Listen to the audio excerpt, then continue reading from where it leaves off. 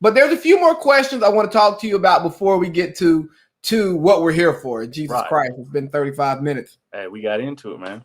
How it was beautiful. How did it feel after the results come back and Kemp wins the election to be governor in Georgia? It felt like the start. I mean, to me, it felt like it was a hurt, right, that she lost. But at the same time, it was like the work's not done, right? Like this is like what she did was incredible. What Stacey Abrams did was incredible. And I seen it every day in the office. I seen it every day. Like I sat my desk, my little cubby was right around the corner from her office, and she used to come in the back way, and she'd say, "Hey," and I'd say, "Hey, Leader Abrams," but I've seen what it took. That she went to 159 counties. The Georgia has 159 counties. She went to every single one of them. Every single one of them. Nobody else has done that. You have to, she wanted to do a monumental task. So you have to do things that other people aren't going to do. And that's what we're facing in like the Black community, really. This a monumental task. And here's what I love about Stacey Abrams, right? She did what other people wouldn't do. Like you said, she went to the 159 counties. And guess what she did after she lost? She came back and said, you know what? It's 2020. I'm not going to sit here and just make book money and get all these speaking engagements. I'm going to get right back out here. Because the work's not done. The work's not done. And look what she did. She swung an election. She got all of those people registered to vote. And here's the wild thing, Rashun. We're seeing in our state of Georgia, they're trying to tighten up voting voting laws so melanin's not as easy. They're going to limit, early voting and stuff like that. And I go, hold on. So instead of trying to run better candidates, adapt your policies to appeal to the people that you're supposed to be representing, right? Because as a representative of the people, I can have my ideology, but I should, as an advocate for the people, as their representative, my ideology should bend to the ideology of the people that I am here to represent. Facts. And what we're seeing is that, look, we already know this, that the country is more liberal than conservative. Mm-hmm. That's just fact. That's just fact. Republicans haven't won a popular vote in a lot of years, okay? It's been over 20, okay? Have not won a popular vote. And you look at that, that's basic. But then when you see how Georgia turned just because Stacey Abrams' work got that many people registered to vote, and the mail-in voting and the early voting made people who may be apathetic about waiting in these lines, because it's like, bro, I don't got 8 hours. Like, you're asking me to give you a work shift to go do something that is my duty as an American citizen. And instead of saying, you know what, we got to be a better representative of our people, no, they're like, we have to disenfranchise more of our people so that the voices that we want to hear are the voices that get to be heard. And it's bullshit. That's real racism.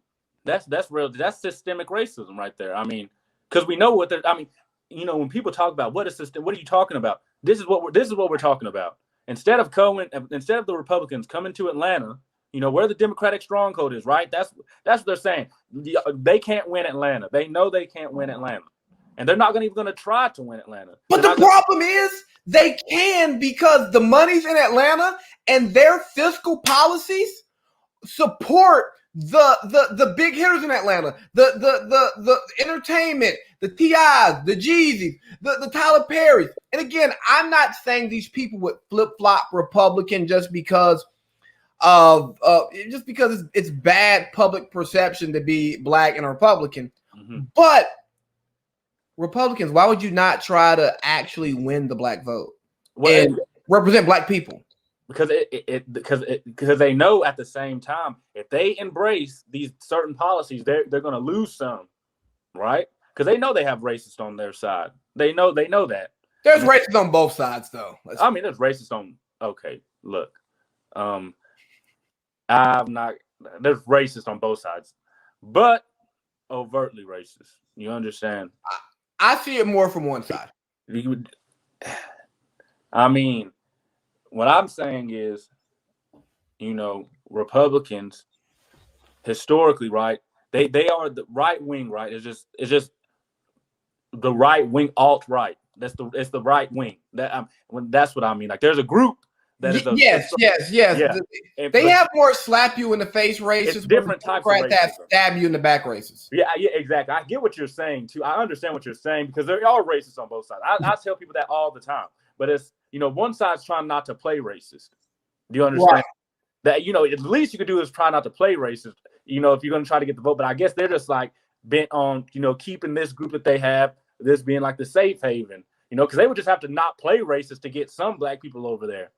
But there have been times that I've been looking for a reason to go over there. Right. I mean, I'm telling you. Because we are no longer the left is getting away from true liberalism. Right. And we're getting too far out there for me. I would describe myself as a Democrat, but I would say I'm a very moderate Democrat. I would say I'm pretty reasonable, right? Because I vote Democrat, but I wouldn't have a problem voting for a Republican if they were the right Republican, right? If we're gonna split this thing up, right? If we're saying 50-50 is your moderate, give me about 60-40, maybe 65, 60. We'll say 60-40 liberal to conservative over here. Yeah, I'll say that too. I'm about to say because I do have some conservative values, right? Because I grew up in the South. Yeah, sure. I have conservative values, certain things I believe in. But don't take all my damn tax money. Right, you understand. And if you do, let's use our tax money efficiently. If we're gonna do that, I'm not a fan of prisons, right? Like stuffing people in prisons, right? I'm not a fan of that. I think more conservatives would be on board with that, because it's really very expensive to keep people in prisons. It's very expensive. And it's stupid because you don't actually do what you're there to do. We're not rehabilitating people. We're turning a lot of nonviolent offenders into violent people because they have to survive.